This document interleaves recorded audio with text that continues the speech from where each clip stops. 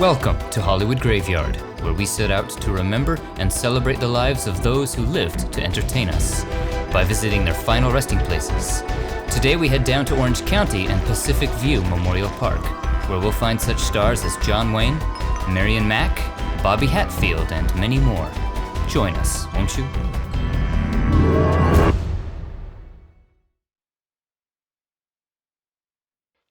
Pacific View Memorial Park. Aptly named as you get a pretty good view of the Pacific Ocean from here. It's located in Corona del Mar in Orange County, about 50 miles south of Hollywood. It's a stone's throw from Newport Beach, UC Irvine, and the John Wayne Airport. The cemetery opened in 1958 and is beautified with the flora of Southern California.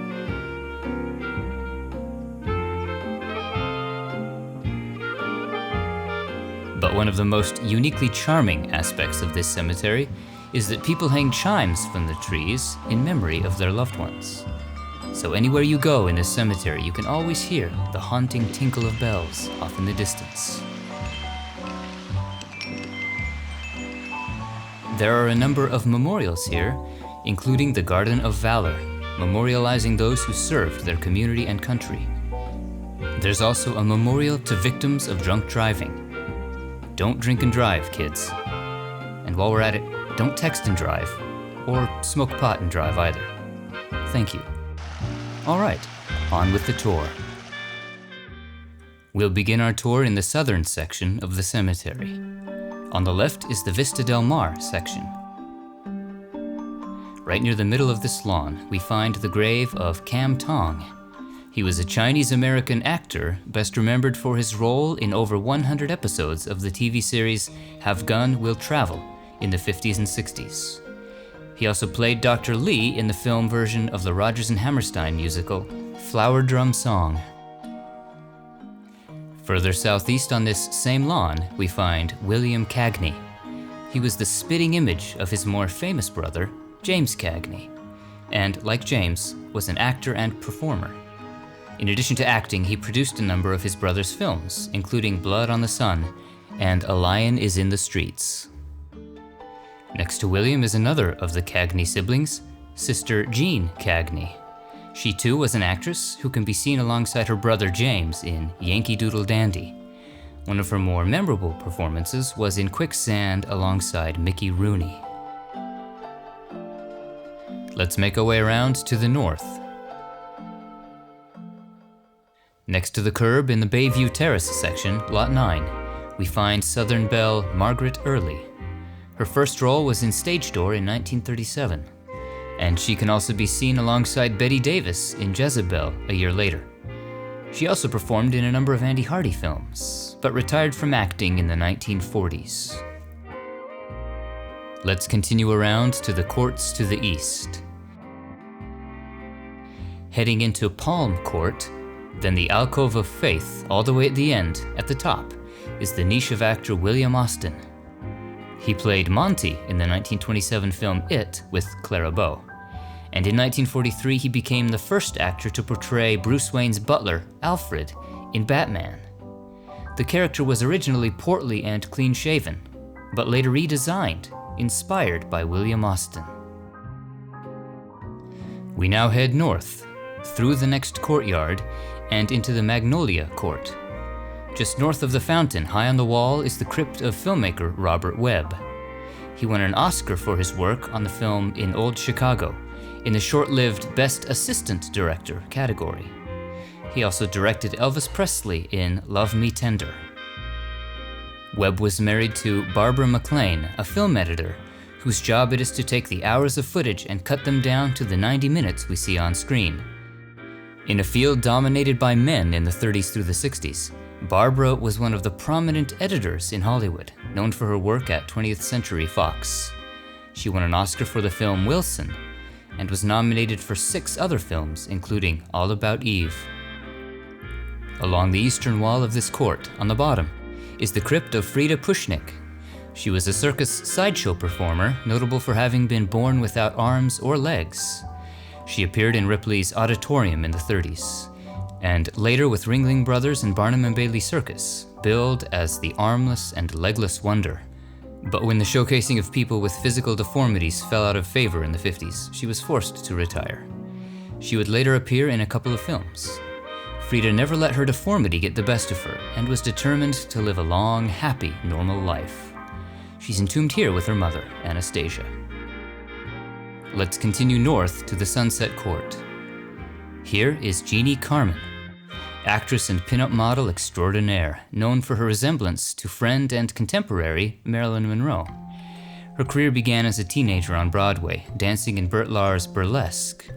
She later became a pinup model, posing nude when it was still quite taboo to do so. During this time, she also toured as a talented trick-shot golfer. When she landed in LA, she became one of Hollywood's B-movie queens, and was a fixture at celebrity parties with the likes of Frank Sinatra and the Kennedy brothers.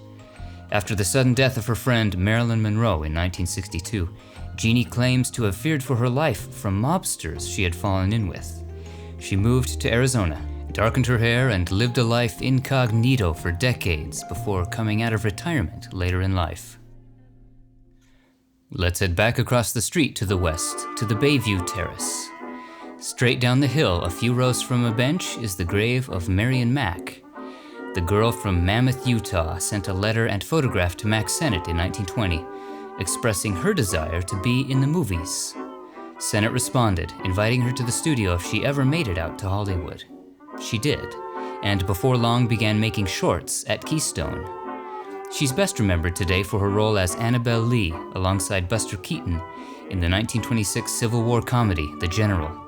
It's considered not only one of Buster's greatest films, but also one of the great films of the silent era.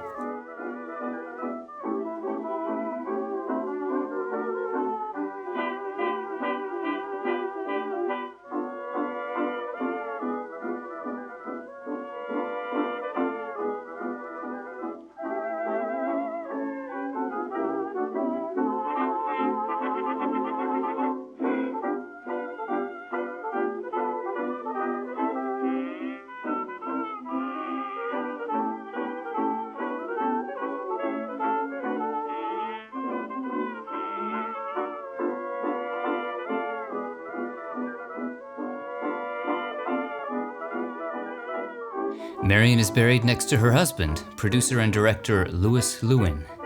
He produced the film Mary of the Movies, which starred his wife. He also produced the Screen Snapshots and Hollywood on Parade series. If we follow this row straight north and past this large, colorful tree in the middle of the lawn, we find Hollywood's most legendary cowboy, the Duke, John Wayne. Born Marion Morrison, John Wayne was the quintessential Western hero in cinema from the 30s through the 70s, a true icon of America's frontier heritage. He was a student and football player at USC when another legendary Hollywood cowboy, Tom Mix, invited him to work as a prop man and extra with director John Ford. He worked his way up from bit parts to smaller roles until his breakthrough in 1939, when he was cast in John Ford's Stagecoach. On it! Whoa, steady, ho, ho. Hey, look, it's Ringo. Yeah. Hello, kid. Hello, Curly. Hiya, Buck. How's your folks? The film was a hit, and it made Wayne into a star. He would continue to shine in numerous cowboy roles like The Man Who Shot Liberty Valance, Rio Grande, The Alamo, as well as military roles like The Longest Day. He won an Oscar for his role as Rooster Cogburn in the 1969 film True Grit. I mean to kill you in 1 minute, Ned, or see you hanged in Fort Smith at Judge Parker's convenience. Which'll it be? I call that bold talk for a one-eyed fat man. Fill your hand, you son of a bitch! After his death from cancer at the age of 72, the family initially left his grave unmarked, not wanting it to become a shrine or vandalized. Nearly 2 decades after his death, this simple yet fitting bronze marker was placed, featuring scenes from Monument Valley and the Alamo. And the quote, "Tomorrow is the most important thing in life," comes to us at midnight very clean. It's perfect when it arrives, and it puts itself in our hands. It hopes we've learned something from yesterday. Let's head around to the next section west, Ocean View.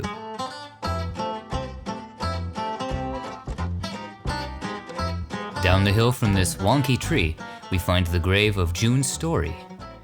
She's also a part of Hollywood's Western heritage, having starred as Gene Autry's leading lady in 10 films in the 30s and 40s, films like Home on the Prairie. She can also be seen alongside Hedy Lamarr in The Strange Woman. She retired from acting in the late 40s. Along the southern tip of this section, next to the road, is the grave of Dorothy Dare. She was an actress and singer who worked with Ziegfeld and Vitagraph early in her career before making movies for Warner Brothers. Her first credited role was in the 1933 film Nearly Naked. She had a string of successful musical roles a few years later, like Gold Diggers of 1935, but decided to retire from acting after making The Yanks Are Coming in 1942. Animation aficionados will recognize this next name, Rudolf Ising, just northeast of the Garden of Valor. Ising was one of the early pioneers of animation in Hollywood. Like other animation legends, including Walt Disney, Ub Iwerks, and Carl Stalling, Ising got his start in Kansas City, Missouri. Boy, there must be something special in the water in Kansas City. Ising worked for Disney for a time on the Alice comedies and Oswald the Lucky Rabbit. Years later, he and partner Hugh Harman founded Warner Brothers Cartoon Studio with their new series, Looney Tunes, and a character named Bosco. Later came Merry Melodies. The very first Looney Tunes cartoon, Sinkin' in the Bathtub, was produced in 1930.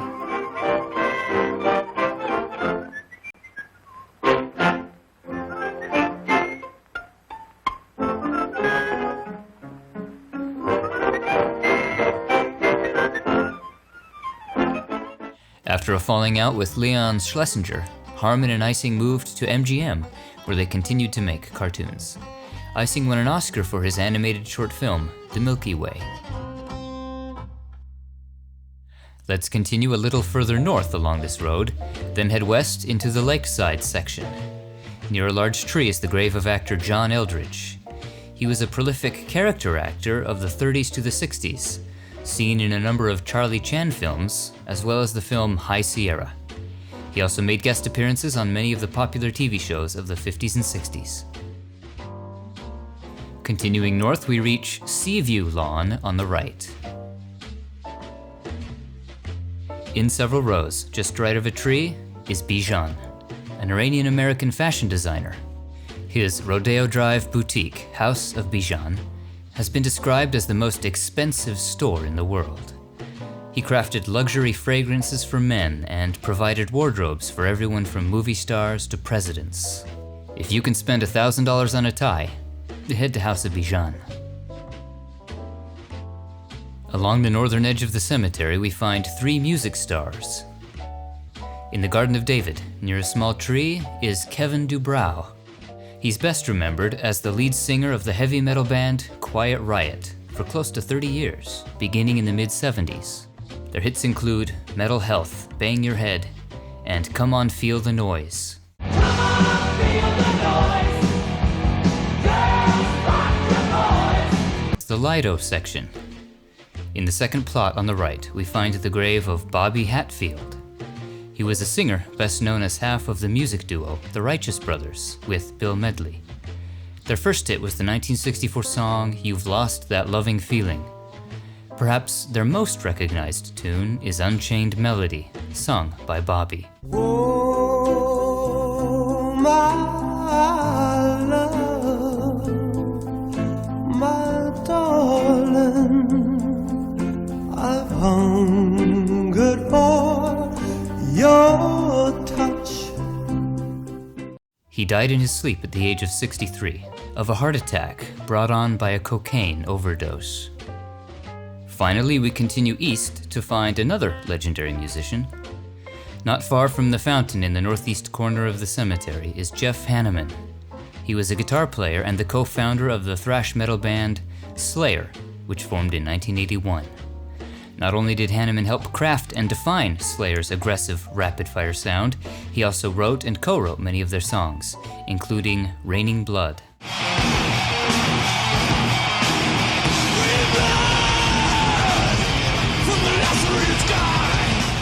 Slayer would go on to become one of the most influential metal bands in history visited today. Share them in the comments below, and be sure to like, share, and subscribe for more famous grave tours. Thanks for watching. We'll see you on the next one. I'd like you to meet a friend I made on this tour. I call him Captain Jack Sparrow, though I'm not sure if he actually is a sparrow. Little Captain Jack Sparrow here has made a home for himself right in this corridor of the mausoleum, in one of the flower vases way up high. He's a timid one though, always flying away as soon as I approach. But it looks like he's got himself quite a nice little setup here among the flowers and crypts.